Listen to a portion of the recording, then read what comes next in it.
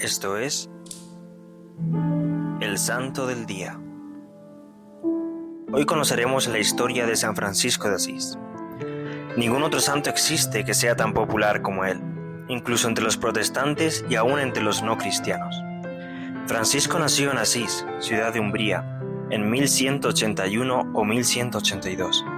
Su padre era comerciante y su madre pertenecía a una noble familia de la Provenza. Nuestro santo se halló en Francia cuando nació, ya que su padre viajaba con frecuencia allí a comerciar. Es por ello que las gentes le apodaron Francesco, el francés, por más que en el bautismo recibió el nombre de Juan. En su juventud no se interesó ni por los negocios de su padre ni por los estudios, sino más bien buscó divertirse en cosas vanas que comúnmente se las llama gozar de la vida. Gastaba mucho dinero, pero a pesar de ello siempre daba limosnas a los pobres. Cuando Francisco tenía unos 20 años, hubo pleitos y discordia entre las ciudades de Perugia y Asís. Fue hecho prisionero por un año, y tras recobrar la libertad, cayó gravemente enfermo. Con esta enfermedad se fortaleció y maduró espiritualmente. Cuando se recuperó, decidió ir a combatir en el ejército, pero providencialmente volvió a caer enfermo, y durante su padecimiento oyó una voz celestial que le exhortaba a servir al amo y no al siervo. El joven obedeció y fue entonces cuando dejó de combatir. Se dedicó a la oración y después de un tiempo tuvo la inspiración de vender todos sus bienes para entregarse por completo a Dios. Un día se encontró con un leproso que le pedía una limosna y, superando la repulsión que le causaba, bajó de su caballo y le dio un beso. Desde ese momento comenzó a visitar y servir a los enfermos en los hospitales. Algunas veces regalaba a los pobres sus vestidos, otras el dinero que llevaba. En cierta ocasión, mientras oraba en la iglesia de San Damián en las afueras de Asís, le pareció que el crucifijo le repetía 3 veces: «Francisco, repara mi casa, pues ya ves que está en ruinas». El santo, viendo que la iglesia se hallaba en muy mal estado, creyó que el Señor quería que la reparase y se puso manos a la obra. Pasó algunos días en oración y ayuno, pero cuando regresó a casa, su padre lo golpeó y lo encerró en una habitación. Francisco tenía 25 años. Más tarde, su madre se encargó de ponerle en libertad y él se fue a San Damián. Allí le encontraría luego su padre, quien lo amenazó, pero estando Francisco enamorado locamente de Cristo y totalmente convencido de su vocación, renunció a su herencia y le entregó a su padre los vestidos que traía puestos ante el obispo y todos los presentes.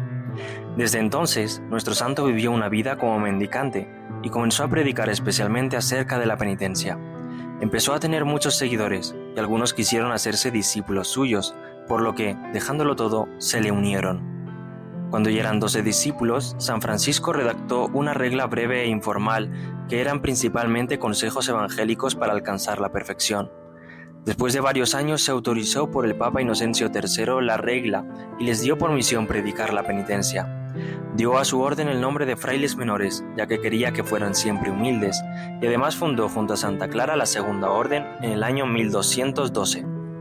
Habiéndose establecido junto a la capilla de la Porcíncula, fueron creciendo más y más en miembros. La pobreza era el fundamento de su orden, en la vivencia auténtica de la caridad fraterna. Los frailes franciscanos predicaron el amor de Dios por todo rincón, llegando incluso a Tierra Santa.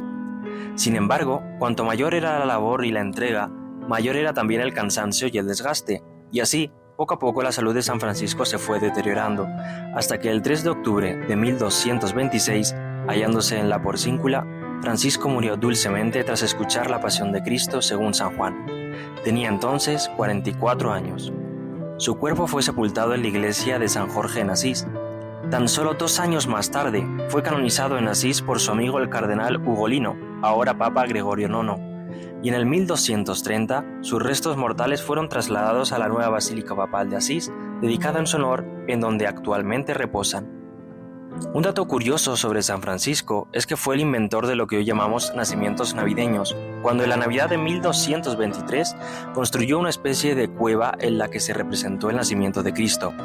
Por otra parte, nuestro santo solo llegó a recibir el diaconado, puesto que se consideró siempre indigno del sacerdocio por haber pecado mucho en su juventud, especialmente en los pecados contra la pureza del cuerpo. Por su humildad, Dios le regaló el don de sanar a los enfermos y tuvo diversas experiencias místicas. La más llamativa de estas fue los estigmas que recibió en el 1224, siendo así el primer santo en tener en su cuerpo las señales de la pasión de Cristo. San Francisco contribuyó mucho a la renovación de la Iglesia, en un tiempo difícil en que la decadencia y el desorden en ella eran grandes. Así, él es ejemplo para nosotros de fidelidad a Cristo y a la Iglesia, destacándose en la vivencia perfecta de las virtudes de la humildad, la caridad y sacrificio. Que como San Francisco de Asís, tú también te ejercites en la caridad, ofreciendo a Dios en este día un sacrificio por la conversión de tus enemigos. Oremos.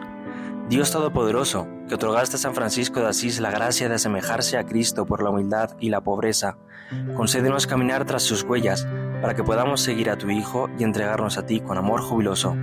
Por Jesucristo nuestro Señor. Amén. Servidores Amoris Christi, Movimiento Amoris Mater, haz todo con amor.